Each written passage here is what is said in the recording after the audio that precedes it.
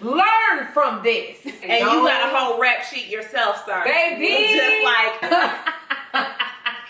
you don't know nothing about nothing. Like, well, friends. If you notice that our energy is a little bit lower, it's because this episode was boring. oh, God. Honestly, it was really boring. It was so tedious.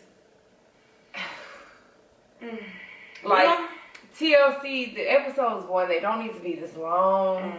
And, like, we literally spent an hour and a half, or anytime we saw Angela, she was just trying to call somebody. Like, I don't... Yeah. Okay. There was just a lot of fluff and filler. And if you would have gotten to the point a lot quicker, this would have been like a 45-minute episode. I mean, easily. Probably less than that. You know, it was too much. But we're going to start with our recap. Yes. Let's jump into it. Okay. First couple, Kalani and Asuelu.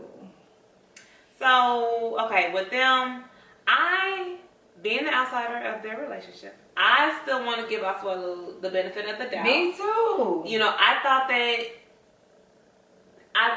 that he was trying to make an effort, like at the breakfast table. Even with the decoration, breakfast table, yeah. Mm-hmm. But the sister, what's her name? Kalini. Girl, you need to go sit down. Because you just moved back home, your business suffering. I get it, COVID. I'm not knocking you for having to like figure out your life. But you're trying to figure out your life.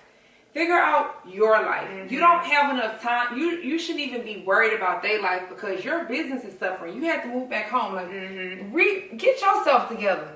You all up in these people's business, telling him what he need to be focused on and what they need to be worried about and what house they should or shouldn't be buying. Stay out of grown people's business. Stay out of married people business.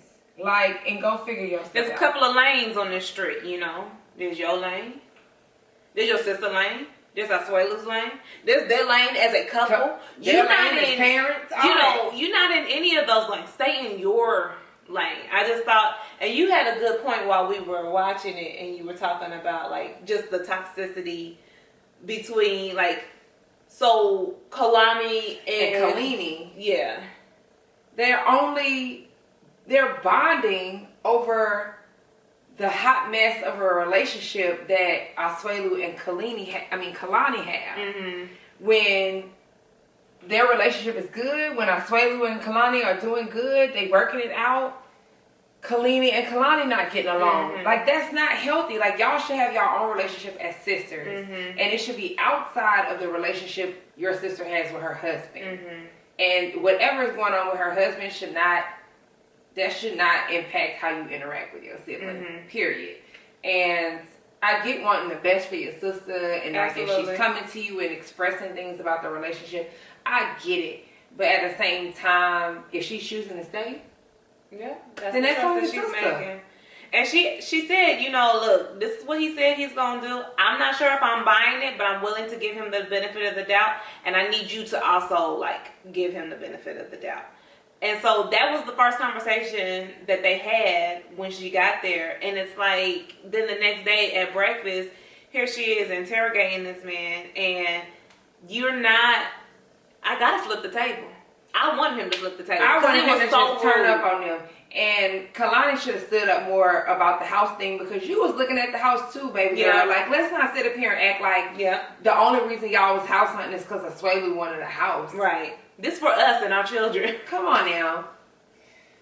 So, that's them. That's them. Next, Jovi and Yara. Yeah. So, Jovi and Yara, we got to see, you know, baby Mila. Yay. Jovi, you wrong for not getting the baby's correct pamper size. Like, you know, and they won't like have an attitude. Didn't get an attitude. And talking about lemonade is kind of like, you know, fruit. Fresh fruits. No, it's not. In what world? And I had to agree with Yara. She was like, no, they're two different things. That's like playing sports and watching sports. Like, not the same. So, not the same. Yeah, that they got a lot of interesting dynamics that they're going to have to work through. Overall, I ain't too much worried about them. I think they're going to be fine. Yara's hormones, her pregnancy, postpartum, all of that on 10,000. So everything that she's saying, all the tears and everything, I'm taking all of that with a grain of salt. I'm not really worried. Yeah, I'm not really worried. Like I feel like once she gets past this hurdle and this hump, and then especially with him about to go off to work for 2 months. I mean, luckily she's in a situation where Jovi's mom is like really great. Right. So, and here's the thing, Yara. As a first-time mom, I get want to be protective of your baby, and like you probably learned how saw babies being raised in different places in the Ukraine. I mean, different ways in the Ukraine. But if Gwen coming to help, like be receptive to that help, and like not all this. Oh, I don't know how to tell me what to do. Your 4-day-old baby has no business being outside. Period. Like for what? What? It's still coronavirus going on. We're still in the middle of a pandemic. The baby is 4 days old. Like, what in the world would you need to go outside for? I don't understand, but no. So don't turn down Gwen's help. No, when it comes to that kid, because there's gonna be a time when you and Joey do want to travel. Maybe the border's open and you do want to go back to Ukraine or whatever. And guess who y'all gonna be asking to watch that baby? Gwen. So if you start turning up on Gwen and telling Gwen, oh, don't tell me what to do with my baby, then Gwen gonna be like, keep your own baby. Take your baby with you. I'm hoping things will get better. It's gonna be real hard those 2 months by herself without Jovi being there, and she's really gonna come to rely on Gwen. And I know there's always those dynamics between mother-in-law and daughter-in-law. New mom, veteran mom, like all of those dynamics come into play, and I understand the conflicts and the challenges that are there. But I also hope that she will just be receptive, and that Gwen will also, I have enough confidence that Gwen is going to, she's going to be respectful of what Yara wants, but also still be like, as someone who has raised a child before, you might want to consider X, Y, and Z. So I think Gwen has proven to me that she knows how to strike that balance. And so again, I don't worry about them. When Yara's hormones kind of balance back out, they're gonna be cool. They'll be fine. Next, we have Angela and Michael. Again, we already kind of alluded to the fact that we just simply watched Angela try to call everybody in her family. The entire episode. Yeah, the bulk of the episode was her FaceTiming Michael, and then attempting to call the grandkids and her children and whatever. And don't forget the psychic. I don't know what it is with y'all and these psychics. There was nothing. When I say nothing, there was nothing. Angela, that reading could have been for Rochelle. It could have been for me. It could have been for Barack Obama. It could have been for Donald Trump. That reading could have been for anybody. Okay, honey? It's giving me nothing. It's giving me nothing. Like, that was... Girl, please. Please. The next spinoff is going to be like the psychics of 90 Day Fiancé. Right. Because I cannot. All y'all got a psychic. But yeah, there was not really much. Like, next week, we'll see how Angela's surgery goes. Yeah. Because we didn't really get to see much this week. Michael's upset that she about to lose her triple Z's. Yeah. That's about it. Yeah. Yeah. Stop smoking. Girl, we said it last week. We said it this week. Now, your psychic did get that right. She did say that. That was about the only thing, a value that woman said. Oh, I see an orb. Girl. Okay. We done with them? Yes. Next, we have Brandon and Julia, who we watched go to this office for an hour and 20 minutes, and in the last few minutes we finally got the decision. Again, this is what boring. It was so boring. It was so boring. Julia did not get the go ahead for the green card. Not denied. Not denied. But there's some additional paperwork, so all that to say, they could have had a little 5-minute cameo on this episode, and we could have kept it pushing. Kept it moving. But then we are going to see some more of Julia's jealous ways coming soon. Yeah. I mean, Brandon made this comment talking about he heard her talk about it but hadn't seen it, girl. She was doing it at the pool. Yeah. I mean, in Vegas. Yeah. You're very jealous, Julia, and I'm not really interested in seeing more of it next week because it's really just making you look just bad. But so this is the funny thing, right? Because we all know that reality shows, whether there is some element of scripting, whether there's just how people are edited so that you see certain characteristics, and it's just so interesting how her character was edited in such a way during 90 Days that we were very sympathetic towards her and just like loved her. And then then you had the tell-all where it's less edited, I think, because it's like interview style, like you're answering questions. There's still editing, of course, but it's less editing, so you can just kind of get a little bit more of that person's personality, a little bit more flavor. Mm-hmm. And then now this Happily Ever After coming after that, and it's like the way it's being edited is a continuation of the tell-all. Yeah, because it's very like Julia's jealous and she judgmental, and very like, oh, if we don't get accepted, I've got to go back to Russia. Mm-hmm. Like it's just very negative, mm-hmm. Not at all how they edited her to come off in the first go round. No. So I think all that's really interesting. But their storyline was boring too. Yeah, everybody. This next one was just as boring. Tiffany and Ronald. We didn't really see much. No, they was giving me nothing. The only good thing was Tiffany's mom.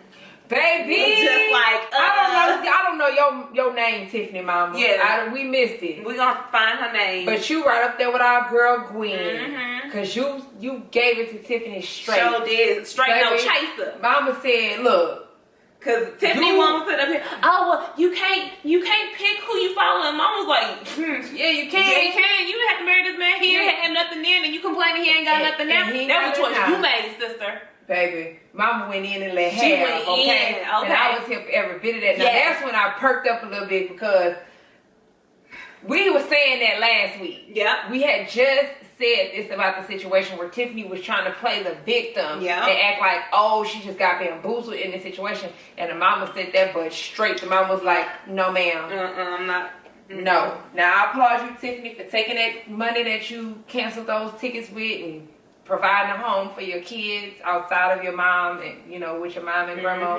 Kalani and Kalini could take a note from you. So that was a big move. But yeah, stop playing the victim. Like, own it. You made a poor decision. Absolutely. You made a poor, and clearly you make poor decisions because your son father not there either. Right? And then now I'm not going to put all that on you. I don't know the situation, but history is repeating itself because here you are trying to make another situation work. Like, oh, well, maybe he could be great. And maybe, girl, bye. You've been married to this man for 2 years and he not doing a thing. Roll out. Let him go. Yeah, I think you gotta let that one go. It's not looking very promising for me. And the thing that I really loved about the way her mama let her have it, it was just like, to me, it felt very much like, just like a reaction when she said that. And then it was like, well, I done said it, so I just gotta stick with it now. And Mama, in your confession, we realized that you really didn't mean to give us so much tea. You really didn't mean to go for it the way you did. Yeah. But we appreciate you because we said it. We said it last week. Yeah. So at least we're not alone. Yeah. Because she was like, damn. Yeah, it was like, well, I done said it now. Okay. Yeah. Yeah. Is that all? No, we have Andre and Elizabeth. We got to see Andre sit down with Charlie. And I mean, the conversation went about as well as it was gonna go. I mean, they didn't get into a physical altercation. Yeah, nobody shook the table, nobody threw anything, nobody started fighting, so it went about as good as it was gonna go. I do like Charlie. I don't know, like they both have egos that are unnecessary, really, because Charlie, we found out, you know, that you ain't no saint. You not a saint, baby. Like, you done had a DUI. I ain't judging nobody else out there who done had a DUI, because that could happen so fast, you know, like you could. But don't be coming at nobody talking about they a criminal. Exactly. And you got a whole rap sheet yourself, sir. Don't be coming for people when you got your own stuff. That's all I'm saying, okay? You know, you had drug charges and all kinds of things. Possession. So my thing is, Charlie, you probably can't even go work nowhere else. Right. But for your daddy. Right. But you just like so hard up, like you have, you know, just so much going on. Mm-hmm. Like you so much better than Andre, and like y'all, nobody. You're not better than him. He's not better than you. Yeah. And Andre, you keep acting like, oh, I know this and that. And you don't know nothing about nothing. Like if you did, you would already be in business, or you could go work for somebody else. You wouldn't even need to work for their family if you were so well versed in the matter. But yeah, the conversation, I didn't like how Charlie was like, oh, I apologize for hurting my sister. Like, no, it was their wedding. Mm-hmm. You know what I mean? Like, if you're going to apologize for hurting her, then you got to apologize for hurting me, because it was our wedding. Mm-hmm. We were all there. Like, what do you mean? Somebody didn't try to ruin your wedding. What you was doing? Yeah, he was so out of line. Oh, baby. But they didn't move past that. We didn't see next week. Andre going to be working. But then here come Becky with the good hair. What is he doing here? Oh, it's my project. He's taking my money. And Becky, I was rooting for you. I was talking real highly of you for supporting your sister. Yeah. And then I hear you come with the foolishness. Yeah. I cannot. Yeah. So that's the rundown, I suppose. That's the rundown. You know. Yeah, I'm not gonna tell y'all to not watch this episode. But if you haven't watched it, like, this is probably all you need. Yes. Because you save yourself some time. You don't need to watch 2 hours of fluff. Hopefully next week is better TLC, because we don't have time for this. Okay? We are working women. Time is money. And time is money. So I don't know if we have one, but I think I have one. But cringiest moment of the night. Cringiest moment that made you just go, oh God. I had it earlier, and it was so boring. It just, I had it, and I was like, ooh, yeah, this is a cringe moment right here. So I'm gonna let you go. For me, it was Kalini at the breakfast table. That's what it was for me. Like, I was so over her. Yeah. I was so over her, and the fact that she, just like Charlie, think that y'all can just come in here and your shit ain't together. Excuse my language. I'm gonna bleep that out. You're not together, and you have the gall to sit at this table and tell me what I should be doing. Mm-hmm. I was over her. I definitely, as they were sitting there trying to make conversation, and there was a look on her face that was just like, you coming to choose violence this breakfast. Like, you're not even going to try to be cordial, be nice. No, she was not here for it at all. Yeah. And that pissed me off. And I'm like, Kalani, you don't see that she the problem?